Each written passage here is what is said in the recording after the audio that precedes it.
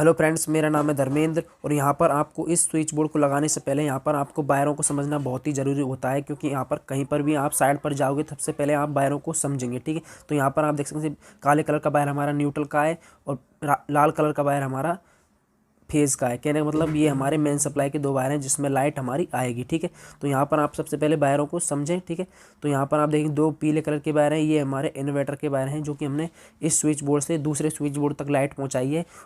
उस वजह से यहाँ पर दो हमारे इन्वर्टर के वायर निकल के आए हैं। ठीक है, तो यहाँ पर हमारे चार वायर हैं नीले कलर के, ये हमारे पॉइंटों के वायर हैं। पॉइंटों से मतलब पंखा हो गया, ट्यूबलाइट हो गई, बल्ब हो गया, कुछ इस तरीके से यहाँ पर आप समझ सकते हैं। ठीक है, तो यहाँ पर ये हमारे कंप्लीट वायर हैं, इनका कनेक्शन हम करेंगे। इसमें 12 मॉड्यूल की सीट को इसमें इंस्टॉल करेंगे, कहने का मतलब इसमें इसको लगाएंगे। ठीक है, तो यहाँ पर आप पहले बोर्ड देख सकते हैं, इसका जो सीट प्लेट है वो किस तरीके से हमने इसका वायरिंग किया है।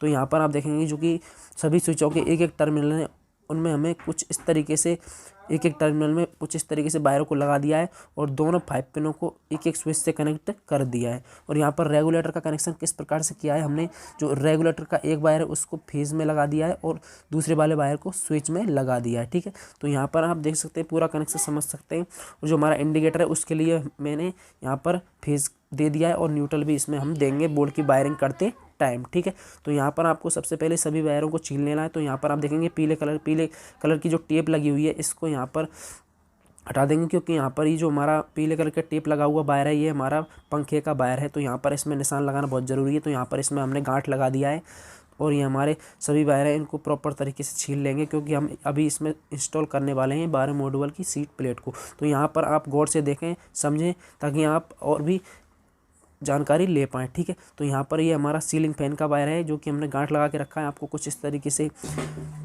मोड़ लेना है ताकि वायर ठीक हो जाए। तो यहाँ पर इस वाले स्विच में लगा देना है। आपको इसी तरीके से सीलिंग फैन का कनेक्शन करना है, रेगुलेटर का कनेक्शन अगर आप करते हैं स्विच बोर्ड के अंदर। ठीक है, तो यहाँ पर हमने एक पॉइंट लगा दिया है। ठीक है, तो यहाँ पर आप देख सकते हैं और अब हम यहाँ इसमें दूसरा पॉइंट लगाएंगे दूसरे वाले स्विच में कुछ इस तरीके से। तो यहाँ पर हम दूसरे वाले स्विच में भी लगा देंगे इसको, वायरों को थोड़ा ठीक करके। तो यहाँ पर दूसरा वाला पॉइंट भी लग चुका है हमारा।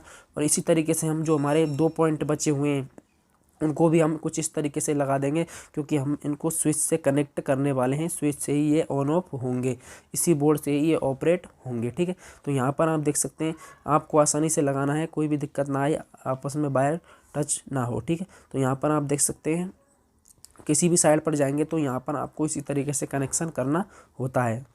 अगर आपको इस वीडियो के अंदर इसको वायर में समझने में कोई दिक्कत होती है, इस बोर्ड की वायरिंग को समझने में कोई प्रॉब्लम आ रही है, तो मुझे कमेंट में बता सकते हैं। ठीक है, तो यहाँ पर ये हमारे इन्वर्टर के वायर हैं, इनको हम यहाँ पर अभी इस स्विच बोर्ड के अंदर हम इन्वर्टर का कनेक्शन नहीं देंगे, केवल इसमें मेन सप्लाई का कनेक्शन देंगे, लाइट का कनेक्शन देंगे। ठीक है, तो यहाँ पर इसमें टेप लगा देंगे, इनको जॉइंट कर दिया ताकि हमारा इस स्विच से दूसरे स्विच बोर्ड के लिए सप्लाई पहुँच जाए। तो यहाँ पर आपको इनको जॉइंट करना होता है, अगर 2 वायर हैं तो यहाँ पर हमने टेप लगा करके अब इसको जो हमारा पाइप है, पाइप के अंदर से वायर निकल के आ रहे हैं, उसी पाइप के अंदर इसको डाल देंगे कुछ इस तरीके से। ठीक है, तो इसका झमेला हमारा फ्री हो चुका है।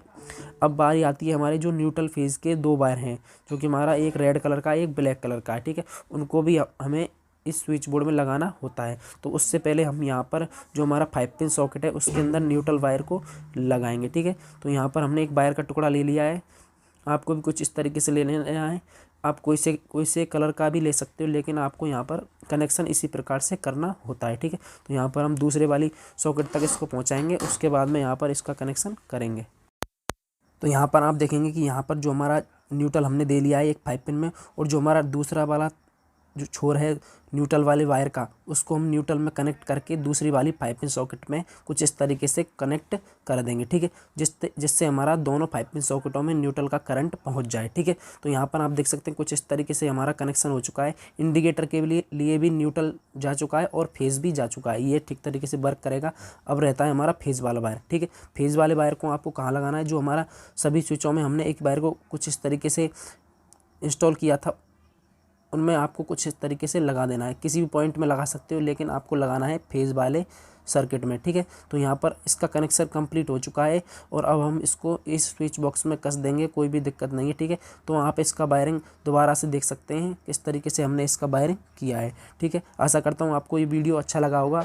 वीडियो अच्छा लगा तो वीडियो को लाइक करके चैनल को सब्सक्राइब कर लें, क्योंकि हम इलेक्ट्रिकल वर्क से रिलेटेड वीडियो हम इस चैनल पर डालते रहते हैं। ठीक है। तो यहाँ पर अब इसको हम इंस्टॉल कर देंगे। चारों पेच जो हमें इसमें लगाने हैं, पेच इसमें लगा देंगे, जिससे कि हमारा इसका कनेक्शन कंप्लीट हो चुका है, ठीक है। तो यहाँ पर इसका कनेक्शन हो चुका है और इसको कस देंगे और इसमें जो इसके ऊपर सीट आती है उसको भी आसानी से लगा देंगे, ठीक है। तो यहाँ पर ये हमारा कस दिया है। अब इसके ऊपर सीट को इस तरीके से लगा देना है। कुछ इस तरीके से हमारा यहाँ पर बोर्ड कंप्लीट हो चुका है।